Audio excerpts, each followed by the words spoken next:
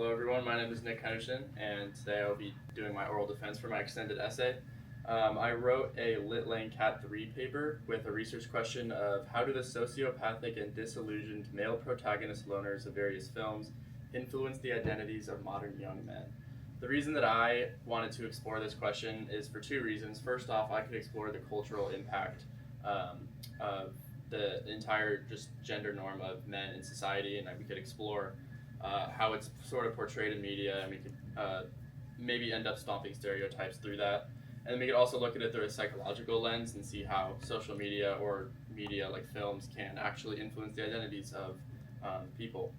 So for the methodology for this question, my first step was to just take a step back into history and to look how male stereotypes have been portrayed in films in the past. So this was going back to things like the first Superman comic, or even as far back as the myth of Odysseus, just to sort of get a grasp of the way it's been portrayed, do a little analysis of that, and then I would select a set of modern films that have been produced in the past 25 or so years that would have the exemplary protagonist that was mentioned in the research question.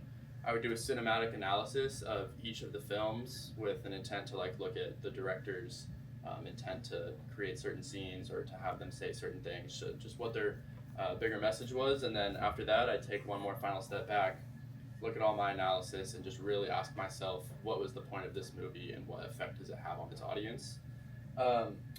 My biggest problem with research was I started out my project wanting to answer the question about how films harmed the stereotypes of men in society, because that is something that I believe that had existed. But with the help of Miss Snow, the thing that I ended up realizing is that that's virtually improvable without the use of surveys, because you can't really prove that something's harmful against the reputation without, large-scale polls. And not only was that something I was unwilling to do because A, it was a lot of work, and B, I don't really have the access to do that.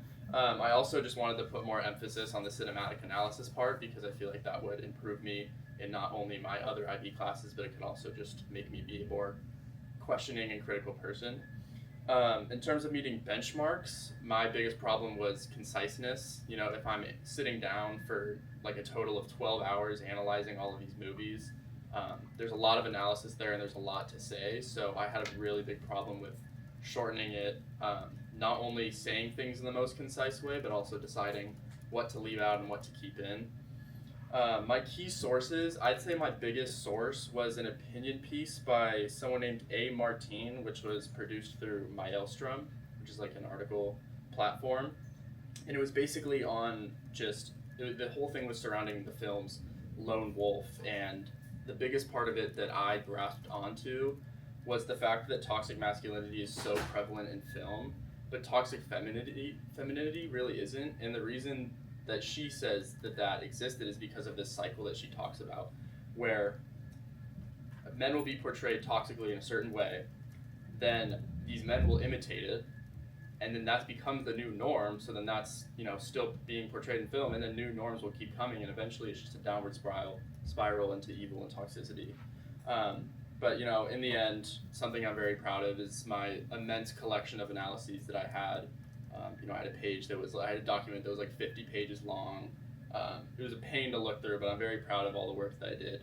So yeah, that concludes my oral defense. Thank you guys. Thank you.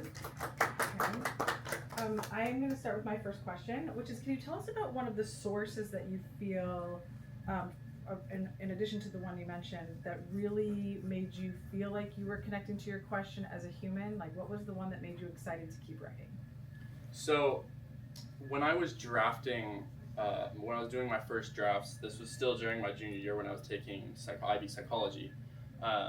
And one of the things we learned about is Albert Bandura's social cognitive theory, which is basically the idea that people have the potential to imitate models or certain things under a set of reasons. This could be something like they want to, they're capable to, there's a whole list of things. And when I found out that had a connection to my essay, the fact that these young men would watch these movies and imitate them because they admired them, they were capable, they experienced the same problems, it was a very coherent connection to my essay, and it sort of brought me back to reality. Wow, this is a real thing. This is a real thing that people deal with. Not only do I have relations to this problem as itself, but I'm literally learning about it in my IB class. So I feel like that shows how real it is. So Thank Yeah.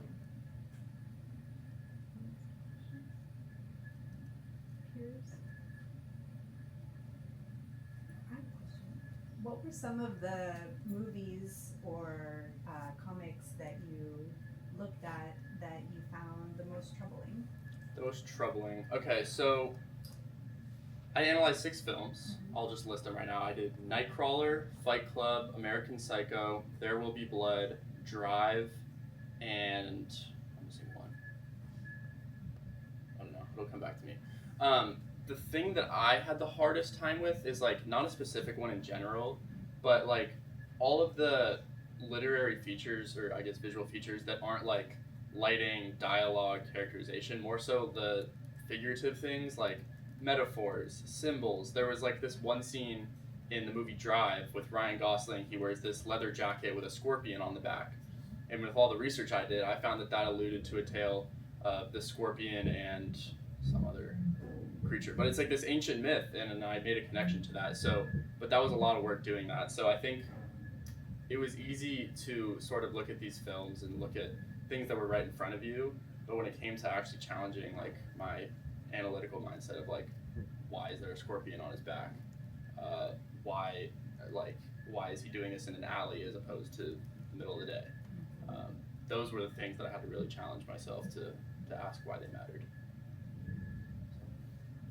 And I have one more question, unless you all have questions. My last question is, how do you feel like you would share this with non-IB students, and how will it impact how you communicate with your fellow teens? How will I share that? Share it? How might you? I should say. How would I share it?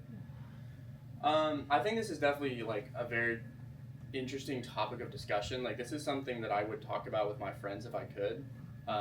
Just like I feel like just bringing this up. This is something that kind of goes unspoken in our generation, which is kind of a problem. But we need to recognize that media can actually have a pretty harmful impact on things like this. Like it can harmfully affect the identities of these young men who are imitating harmful behaviors.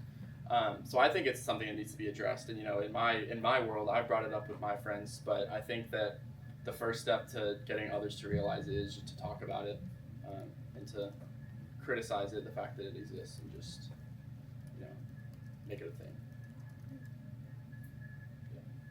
thing. You're clearly very passionate about this topic and it seems to have had a really meaningful experience pursuing it. How did you come up with the idea to do this? What was the inspiration and like the honest to God inspiration for pursuing this? Looking for advice for future diploma students on how they find a topic that they're really excited about. Good question. So the truth is, when we were sitting in here in early January, I was like sitting in this seat for our first extended essay meeting. I personally had gone like my entire high school career just being like, I don't want to write essays on the house on Mango Street or Frankenstein. Like I want to write something that I like really want to write about. So that started out just like, it started out by me watching those movies and realizing how deep they were. Like I was only in like 8th grade and I'm just like, wow, Fight Club, like that really means something. So for me, I was just sitting in that chair and I said, this is something that I feel like needs to be talked about. There's a lot of problems that happen. So I'd say best advice in general, that's what happened for me. I just happened to have a connection with those films and just, it was a problem I wanted to solve. But I think in general, if you approach it not from like, what do I want to do? What's the coolest thing to do? What's the easiest category to write about? I think it's more so, it'll help you more in the long run if it's like, picking an issue you're passionate about or exploring something you've always wanted to explore but never have. So like I've watched these films but I've never really gone into depth about them. So now I can walk out of this process with not only like the ability of being able to look at any movie and understand director's intent for every single choice, but I feel like I actually did something with the world. I feel like I've brought attention to a matter that would otherwise go unspoken. Yeah, just find something you're passionate about. One more follow-up question. I'm curious, fast forward down the line, should you choose to have children, your son is in middle school, 6th, 7th, 8th grade, how might you approach your child wanting to watch these kinds of films? I've always thought like I'm never one to hide stuff from people, even if it's bad. I think as long as you're showing them the full picture, but you're doing it in a way that like I'm explaining everything before. So maybe if my kid comes up to me in 3rd grade and says, "Dad, I want to watch Daniel Plainview's There Will Be Blood," like, I mean, if he's in 3rd grade, it's a lot of like violence, so maybe I'll say no at that point. But if I assume that he's mature enough to watch it, I think the best step for just parents in general would just be like sit them down and explain to them beforehand why some things may be harmful in that film, why I may be against him watching that. But I don't think censoring the film from them would ever be an answer. So I think as long as they get the full picture, that's like the best thing possible. Thank you, Nick. Woohoo.